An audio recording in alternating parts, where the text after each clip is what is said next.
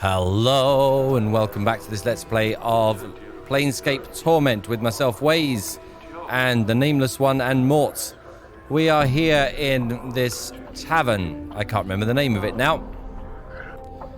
Where is it? The Gathering Dust Bar is where we are.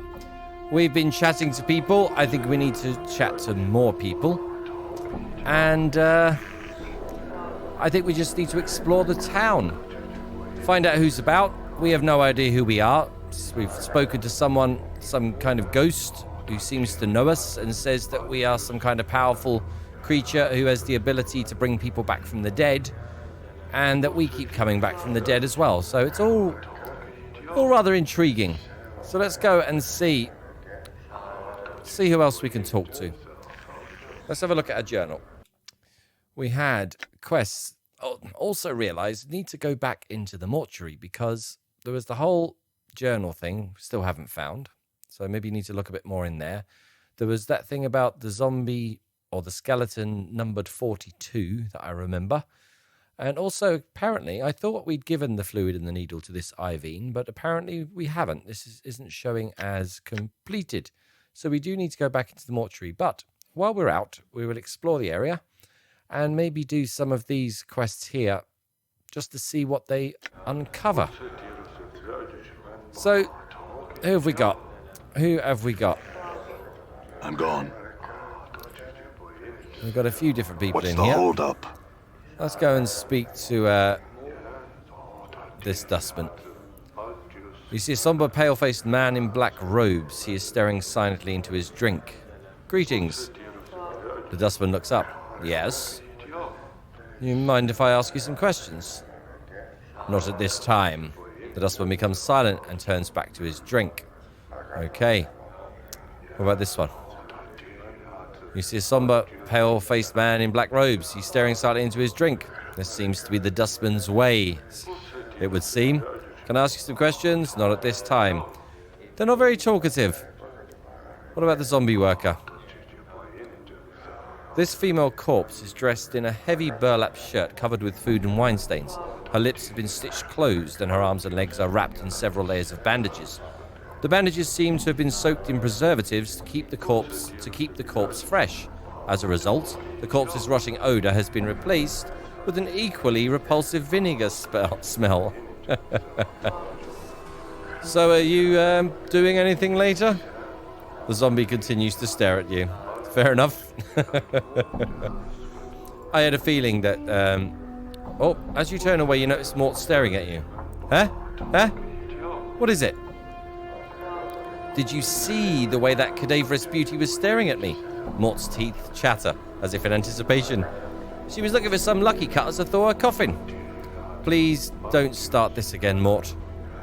Morte ignores you and becomes thoughtful.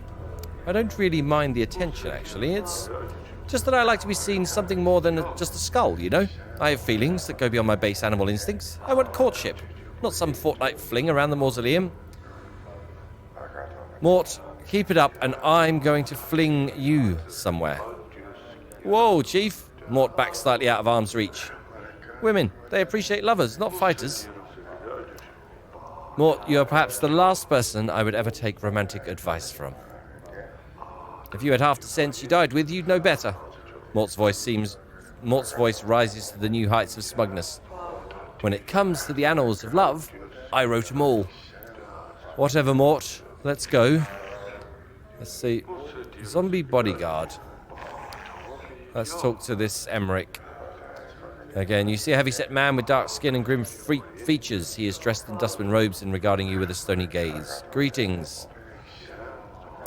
You have the look of one lost. The man's voice is like stone settling. Did the wind send you? Are you here with purpose? Okay, and who are you exactly? Have I spoken to you already? I am Emmerich, factotum and initiate of the Fourth Circle. Is this your bar? If you measure ownership in copper, this is not my establishment.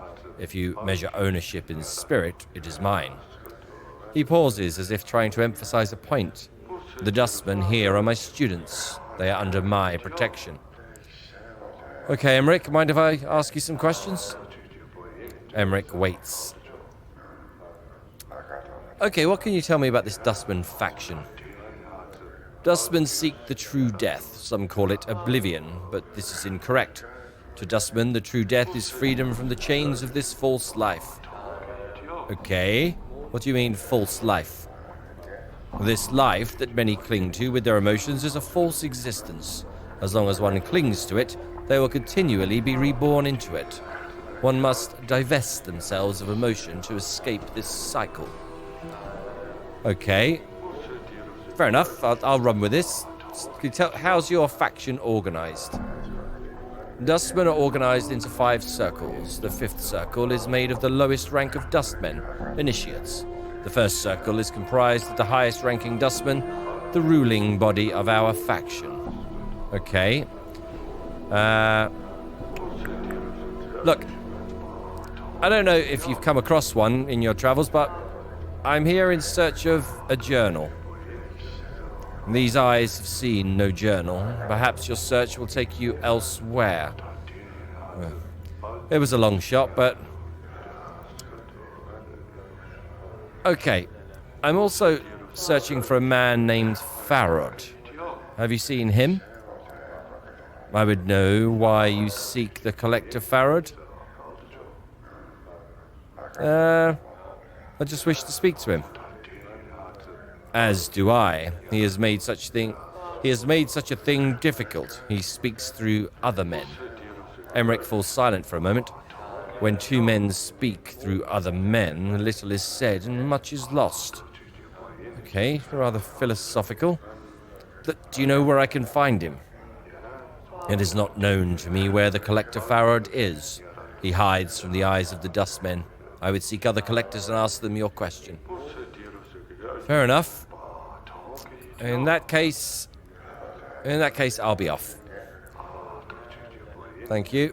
The bodyguard's not going to talk, is he? The zombie gazes at you with vacant eyes. His lips have been stitched closed, bandages wrapped several places around his body. Faint smell of alcohol emanates from the corpse. You never know, one of these might speak. So, seen anything interesting around here? The zombie continues to stare at you. Fair enough. How about this guy? Old Copper Eyes. Old Copper Eyes stares at you. His eyes are difficult to make out past the black wall of his eye sockets, but they look to have coppery sheen about them. I have spoken to this guy already, haven't I? Or tried to, apparently. He doesn't say anything, Old Copper Eyes. Dustman. Let's try some more. He's probably just staring into his drink. Yes, staring into his drink, and... Oh, he responded, yes. You mind if I ask you some questions? Not at this time. False hope. False hope. This one the same? No, none of them are willing to talk. Where's the one? I've decided I'm going to push it with this Morte Gravesend.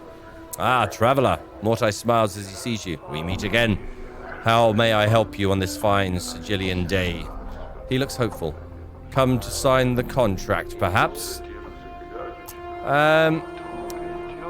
Yes, the contract. The contract? Why, it is but a simple transaction. From the depths of his huge robe, Morte pulls forth a dusty parchment and a quill pen. I give you 50 commons. In return, after death, the Dustman faction may claim your remains. He smiles, then clucks his tongue. What use will you have for them at that point, anyway? Let me ask some other questions first, if that's okay. Of course, Morte nods. It would be my pleasure to answer any questions you may have. Are you the one who signed the dead contract with Angyar? Morte frowns. He looks puzzled. Mayhap. He thinks for a moment. I do not recall the name, however. Well, do you have that contract with you? Morte frowns, then looks into the folds of his robes. I do not normally keep the documents with me, but it may be that... Morte pulls forth a sheaf of papers from within his robes and begins leafing through documents. No, I don't have it on me. Would you like me to fetch it from one of the back rooms?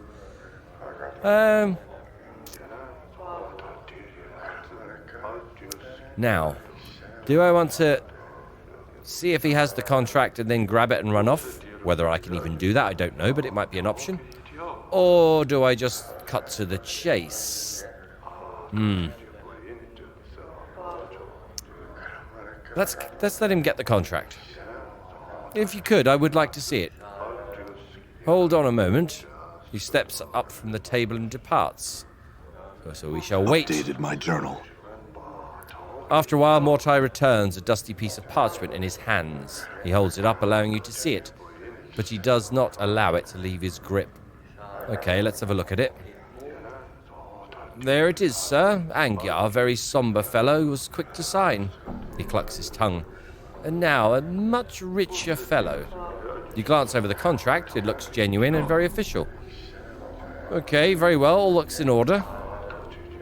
Morte puts the contract away, and you notice he tucks it into his robes instead of putting it in the back room. Morte clucks his tongue. Does that answer your questions about the contract?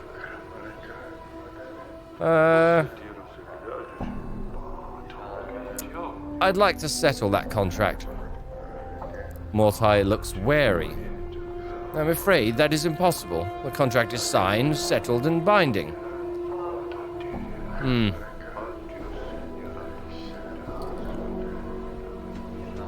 Let me think about this. Okay. Let's see if I can find out how all this works. Is there any way I might be able to settle the contract with you? Morte shakes his head. It is now a matter of law, not a matter for discussion. So I have an option to kill him where he stands or butcher him where he stands. I'm intrigued as to what the difference would be.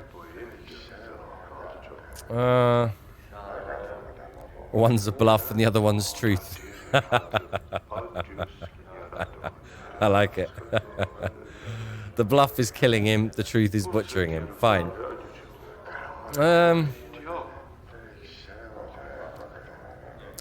There's a lot of dustmen in here and a lot of zombie workers. I would probably be the one butchered at this point, I think. Yeah, well, look, the contract's tearing the man's life apart. Morte shakes his head. That is indeed unfortunate, but it is now a matter of law, not a matter of the heart. Look, the contract's causing the man distress. It is possible that he may not even be able to approach the true death with such emotions churning in his mind. Morte chews it over for a moment. It looks like you've negotiated him into a corner. I cannot. It is a matter of law, my friend. Besides, the burden lies upon the signer to overcome his own feelings in order to reach the true death. I cannot hurt... So what you're saying is you'll deny him the true death for the sake of a piece of parchment, huh? Huh? That what you're saying? Morte sighs and holds up his hands as if to placate you. Look, it is not how you are making it out to be. Well, you obviously hold the philosophy of the dustman in contempt to damn a man's soul over a piece of paper. Do other members of your faction know of your conduct in this regard? If not, they soon will. Morte glares at you for a moment, opens his mouth, closes it, then opens it. By the 9 hells. He reaches into his robes and throws the contract to you. Here. He sniffs disdainfully. All for a man's peace of mind. Now, be gone. Farewell, Morte, and thank you. I couldn't carry anymore, so I had to drop it. Oh, damn. What did I drop? Okay. Where's my inventory? I need to drop something else. The dustman's robes, I think. Let's drop that there. And then pick this back up. Pen's note. Mortuary task list. Dustman's request. I don't think I need these anymore either. Bandages. Okay, where is this contract? What am I missing? Okay, that's Pen's note. Tome, that's the task list. Dustman's request. Angyar's dead contract. This crisp parchment has a musty smell about it, like it has been stored in an attic for too long. From what you can make out from the tiny, cramped writing, this document seems to be a contract between 2 parties, the Dustman faction and a man named Angyar. In exchange for 30 copper pieces, Angyar has signed away the rights to his corpse to the Dustman, presumably so that they can use him as a worker in the mortuary. Well, let's go and find Angyar. Let's wrap this quest up. That would be... Or should we speak to Sere the Skeptic first? Yes, let's do that first. As you approach, the elderly woman turns and stares at you. La, look who's come a-calling here on Sere today, Death's dearest son. She looks you up and down, then shakes her head in disbelief. By every power and its mother, boy, what crypt did you crawl out of? Well, the crypt was losing its charm, so now I'm looking around for the right place to die. Know of anywhere? She barks a laugh that rattles your ears. Ha! Not here, unless you want to die of boredom. Okay, what's wrong with here as a place to die? Someone pinch your sense and your sight, boy. She waves her hand around the bar. Look around, what do your eyes tell you? Well, I see a bunch of fun-loving dustmen drinking happily and conversing merrily, celebrating life to its fullest. You got a clever tongue there, boy. Mayhap your tongue is cleverer than you are. Sere squints at you, then snorts. That'd explain the scars.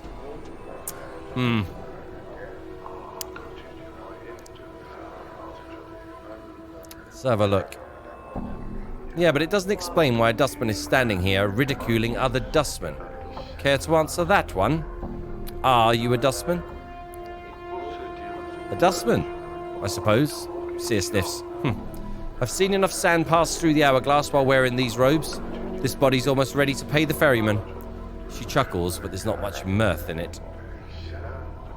Are you afraid of dying? Of course I am, boy. Who isn't? She frowns and glances around. Well, except dustmen. They're not afraid because they've been swallowing so much of their own bat droppings over the decades, they've blinded themselves into thinking that death is some kind of release. I suppose... Okay, so what sparked this crisis of faith? She shrugs. Life, I suppose. She frowns. Ha, never you mind. I won't bore you with the niggling details. No, I'd like to know, actually. Oh, would you? She looks at you skeptically. How old do you take me for, boy? Yeah, fairly old. She snorts. Well, you're wrong. I'm really old. Now, I've spent most of my long years teaching dustmen. I've seen many dustman whelps grow within our order, taught them the ways of the faction, kept the faith, preached the tenets of the faction. She frowns. And so on and so on and so on. No questions, no doubt. This life was merely an antechamber that led to the true death. Okay. And what happened? Well, a half-month back I went sick with the fever. She sighs. I thought it was the end. It, rattled my cage. Okay. How? What was different this time? Her face becomes a stone. There's something about having your faction members circle around your deathbed like a pack of pale-faced ghouls, nodding and agreeing that your suffering and dying is all for the best. Oh, Sere is so fortunate. She shall soon be relieved of the burden of life. Burden of life? That's when it struck me. It struck you that there's something. A queer expression comes over her features. Addled about not appreciating your life. The dustman keeps saying that life is misery and suffering. Is it? That we should be happy to pass on into oblivion, should we? She shakes her head. Questions, and precious few answers. Yeah. Doesn't sound like you really believe in the dustman philosophy anymore. I suppose I've got a swarm of doubts all buzzing in my skull. She rubs her temples. Hard to get them all to be quiet sometimes. They need to be fed some answers, and I haven't got them all worked out yet. Fair enough, so what are you going to do? To be square, boy, I don't know. Sere sighs. That's the problem with doubt. I can't even trust what I'm feeling is true, or if I'm scared of death, only because of my brush with the fever, or even what I should do. Is this a passing thing? I don't know. Sere, I think if you had truly believed in the dustman philosophy, then your brush with the fever would not have left you with such doubts. Yep. I didn't see the other options, but I'm going to stick with that one anyway, because that felt right.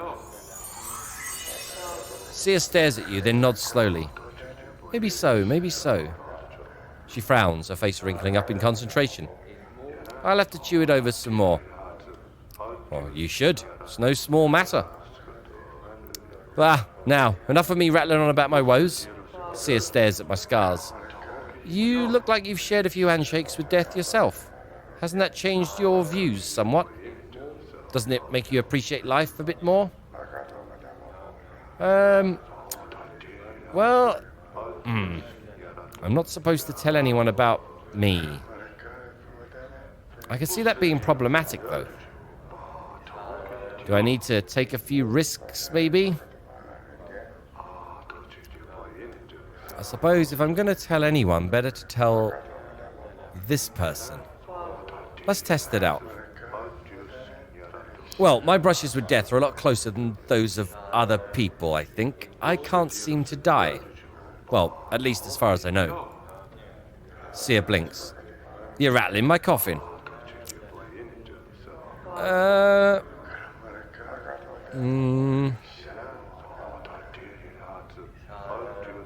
Now I'm nervy. I don't know. Maybe I should find Pharod and my journal before I go blabbering my mouth. Yep, I'm just joking. She frowns. I'd watch that wit of yours. It's sharp enough to kill you. She turns away and makes a dismissive gesture with her hand. Leave me be. Okay. Fair enough. There is definitely a lot of dialogue in this game. But so far, so good. Where's the door? There it is. Okay, we're going to go out the door. We are. Now, where was this other dude with the contract? Were they around this way? I think they were down here, weren't they? Let's have a look. Wife of Angyar. And Angyar. Let's talk to the wife. Angyar's wife looks up hopefully as you approach. Were ye able? I was. I have the contract from Morte, and here it is. She looks relieved and her eyes become misty. Oh, by the powers. You must be a diva in disguise to do such a thing for someone you barely know. I'm not going to charge her for it. It just doesn't feel right. I'll give her the contract. Updated my journal. No, if you could show me husband the contract, say that you got it for him, but don't say how. I'd appreciate it. Fair enough. I shall do that. Angyar. This man looks haunted. His eyes are half-lidded, as if he had trouble sleeping, and his hair is long and unkempt. His beard is flecked with bits of dead skin and old bits of food. He doesn't seem to notice you as you approach. Angyar? The man glances up at the sound of your voice, and his slack expression vanishes. It looks like someone has lit two fires in his eyes. What be your business barging into my house? His eyes narrow and his teeth clench. Get, or I'll send you back to whatever grave you crawled from. Look. Let me see if there's anything else. I'll just show him the contract. As you pull out the contract, the blood drains out of Angyar's face. For a moment, he seems at a loss for words. Then temper quickly resurfaces. Where did you get that? By the powers, you'd best tell me. I took it from a dustman named Morte. It has your name on it. Angyar can't seem to take his eyes from the contract. Why'd you bring it to me? He looks suspicious. To ransom it? Yep, let's just tear it up. Tear it up in front of him. Updated my journal. You tear up the parchment and Angyar's eyes follow the bits of paper as they float to the ground with a desperate look. He shudders slightly, then straightens as if a great weight was lifted from him. He looks like he's about to thank you, then stops and stares at you suspiciously. Nothing's free, not in the Hive, Cutter. I like this one a bit more. Well, I may need a favor in the future. If so, would you help me? I ransomed my life to one man already, and I'm not about to do it again. He shakes his head. We'll settle the debt now. If he insists on paying me, I'm not going to say no. I tried to do it right. Let's not look a gift horse in the mouth, as they say. Is this guy going to know anything of use? Am I better off taking a bed for the night? I've got plenty of money, so I should be able to rent a bed somewhere, I'm going to assume. Okay, very well. If you feel the need to pay me, then I could do with some information. Ask your questions. Yeah, just out of curiosity, what made you sign the Dustman contract in the first place? Perhaps it's the sheer amount of riches and wealth that surrounds you that distracted you, he snorts. We have less than nothing, and I needed jink. Didn't seem to matter too much at the time where it might come from, and selling me body to the Dusties is a lot more honest than most work around here. Okay, but what caused you to change your mind? It's just... He sighs. I saw one of them zombies on the streets a half-month ago, one of the zombies that work for the Dusties, and it stabbed me in the arm. I knew I'd made a mistake, and I didn't want to be any part of that after death. Yeah, well, I think we've all had our share of mistakes. At least you can remember yours. Angyar grunts. I suppose so. Okay. Also, I'm looking for a man named Pharod. Do you know where I can find him? Angyar nods. Aye, that name be known to me. And not a fond name it is either. Okay, what can you tell me about him? He frowns. He's one of them collectors, and one with a long shadow. Has quite a few boys at his beck and call. He may not be Lord of the Realm, but he's not a smart one to tangle with, Lord or no. Okay, I keep hearing about these collectors. Who are they? Human vultures, jackals, hyenas, filthy burks who ain't got a shred of dignity. Most of them have their kip in Ragpickers Square. Gather the deaders, scuttle everything worth jink from the bodies, then sell them back to the Dusties at the mortuary. Okay, apart from... well, money, obviously, I'm going to guess. Okay, why do they do that? Dusties pay for bodies. Helps them keep the streets clean when the rains aren't enough. Okay, and Pharod's one of these collectors, then. Any idea where I can find him? Updated my journal. Aye, but I wouldn't be doing you a favour telling it to you. His frown deepens. One of me kin fell into his lot a few months back and spilled some of the dark of old Pharod. To hear tell, Pharod's actually got his kit buried somewhere under Ragpickers Square. To get into it, there's some kind of portal you need to jump through while carrying some junk in your hand. Okay, and where's this Ragpickers Square? It's a few blocks from here. Go straight west from the mortuary gate. Keep going until you start seeing trash and rags piled up everywhere. You do best to walk careful there. The collectors there don't always wait for a body to die before collecting on the corpse, you hear? Fair enough, noted. I'm hoping this is all going into my journal because I'm not going to remember all of this. Straight west from the mortuary gate, okay. Also, I've lost the journal. You wouldn't happen to have come across one in your travels? Angyar frowns and shakes his head. Haven't seen a thing such as that, Cutter. Okay, I think that's that. I'm not sure about resting or how it works or the importance of it. I should probably look that up. But we might as well take a rest. You mind if I rest here? That's the least I can do, yeah. I'll have my wife get some blankets out for you. Okay. I didn't want to sleep just yet, but I may return when I'm ready to rest, though. Perfect. Okay. Let's have a look at the old journal. See what it says. Okay. So I got it from Morte. Returned to his wife. She sent me to the husband. Tore up the contract. Pharod's got his kit buried beneath Ragpickers Square. Some kind of portal. Doesn't say about west from the mortuary, so I'm going to have to remember that. Can I write in the journal? I can search, but it doesn't look like I can write. Okay, and we have completed that quest. Yeah, so I do need to go back into the mortuary for this one. Let's try and find Pharod first, though. I am hoping I can get back into the mortuary. Where's the door? There it is. Okay.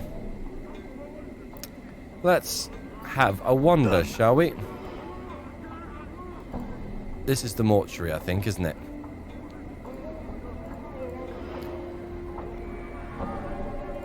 Okay, let's keep on the move.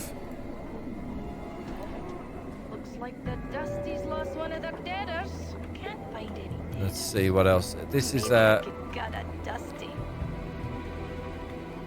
yeah, this must be the Gathering Dust, the place we've already been in. Let's see what else is around. Angry Hive Dweller. Let's not talk to an angry man. Lots of dustmen. Okay. Well, it looks like that's as far as we can go. Can we get over here? We can. The Hive. Okay. Right. Let's check this place out. Small dwelling. That looks like a centaur. Okay, wasn't expecting that. Hive dweller. A barrier. Nester. All Let's right. go and talk to Nest. Actually, who's this dude? Arlo. Talk to him first. You see a short, balding man standing in what serves as the foyer to his ramshackle flophouse. His bushy brows are furrowed in concentration as he picks at what appear to be scabs on his large, bulbous nose. Lovely. Just lovely. The man doesn't bother to look up. Instead, he continues to stare cross-eyed down at his nose. Yeah? What do you want? Just wondered if I could ask you some questions. Well, ain't that nice? He flashes you a sarcastic, yellow-toothed smile. And I'm sure you'll find your answers somehow, but I've got me business to run. So if you don't want a bed, then I suggest you pike off. Okay, so this looks like some kind of hostel or something. Let's talk to Nesta, see if he's a bit more amiable. You see an aging man in soiled and tattered clothes frantically pacing in the corner. His shock of filthy white hair sticks out in every direction, and his face, encrusted with dirt and streaks of dried blood, is covered with grey stubble. Every few seconds he stops pacing and flails about suddenly, muttering and cursing as if assaulted by some unseen foe. He does not seem to notice your approach. Yeah, probably not going to be much use to me. At the sound of your voice, the old loon whirls about to face you, his wide, staring eyes bulging in their sockets. He regards you for a brief moment, then returns to his raving. No, no, no, it's not you. Hoo-hoo, but soon. Yes, soon. Yeah, let's just leave him alone. Okay. Have to do it. The centaur. Let's talk to the centaur. You see the tall figure of a creature standing before you. The lower portion of its body resembles that of a goat. Oh, it's not a centaur. However, just above its powerful forelegs, its shape takes on a more human appearance. Yeah, I suppose that does look a bit small for a horse, doesn't it? That teaches me for not looking properly. However, just above its powerful forelegs, its shape takes on a more human appearance, with a man's torso, arms, and head, all of which are covered in polished armor. The creature's eyes are closed, and it appears to be sleeping. I have to speak. Greetings? The creature snorts briefly, but its eyes remain shut. Apparently, it's not a light sleeper. Okay.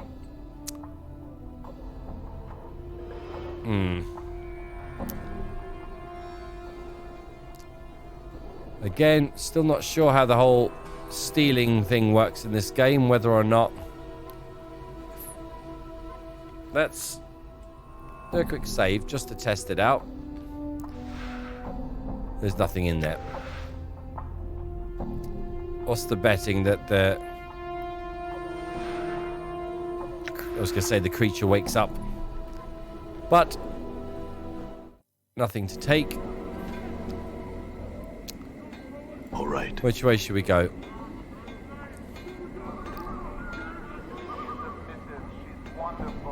Okay, let's speak to this character. Your first impression of Ma is that he needs a long bath, preferably away from any creature that has any sense of smell. You can almost see the stench waft from his body in sinister yellow tendrils. This is gross. He motions toward you frantically in an effort to get you to come over and talk to him. Okay, let's hear what he has to say. A look of excitement crosses his face as you approach. Thank you for stopping. My name is Mara and I have a favour to ask of you. Okay, I'm listening. It is a matter of life or death. I must be delivering this here box or it'll be me head for sure. 'Tis me bad luck that I twisted me leg, something fierce. So, will you help me out by delivering this here box for me? Yeah, what's the catch? What's the catch? Whatever about helping people out or doing jobs for money. No. No, I won't. Want to earn some junk. Might come back to him later. For now, though, I think not. Okay, what else have we got? Thugs, we should probably stay away from. A collector. Okay. This man is draped in filthy, tattered brown robes, a long hood concealing most of his face from view. Excuse me, hello? You see his eyes narrow beneath his hood and he takes a step back. What do you want? What is this place? He frowns at you. You're in the Hive, of course.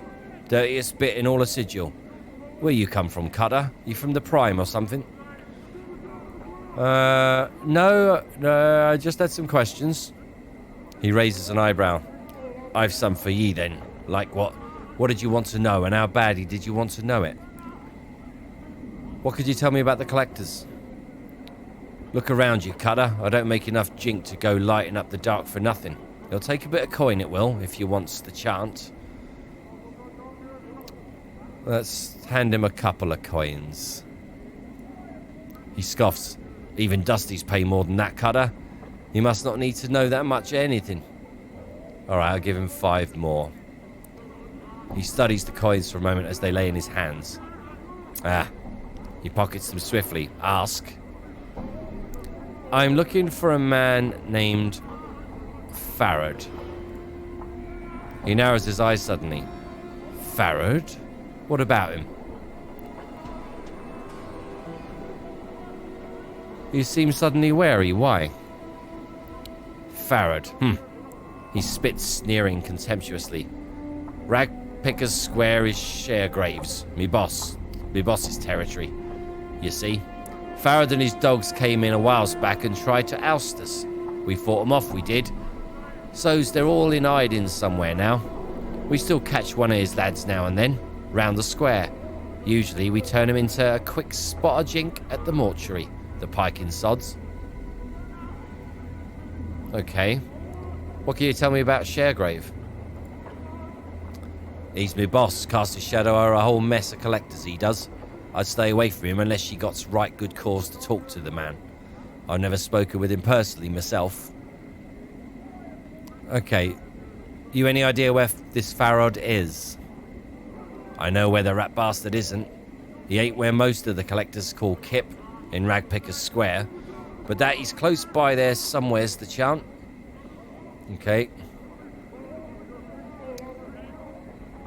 I don't think there's any point asking this guy about the journal. I don't trust him. Well, keep yourself safe, Cutter. If I find you on the streets, I'll be kind to your corpse. Yeah. Who have we got here? A harlot. You see a tired-looking woman dressed in a tight leather bodice and leggings. The odour of cheap perfumes surrounds her like a cloud, and her face is covered with a mask of crude makeup. She smiles as she sees you. Why don't you stay and chat with me a bit, love? Yeah, that's just... Actually, let's see if she might know some stuff. The woman looks coyly at you. Now, you look to be a blood who's lost something. Mayhap I can help you find it, Cutter. Oh? What good fortune. We probably lost what we're looking for back at your kit, miss. Mort, be quiet.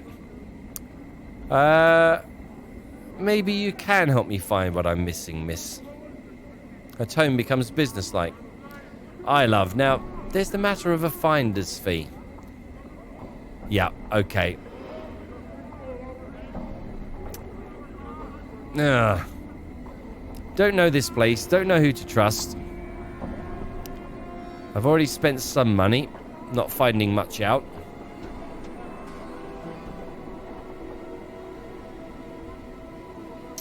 Again, let's leave it for now. Never mind. You're lost. When you get tired of losing things and need to find some things, love, you come see me. Yeah, I'll keep that in mind. Chief, can you sport me some jink? It's been a long time, it has.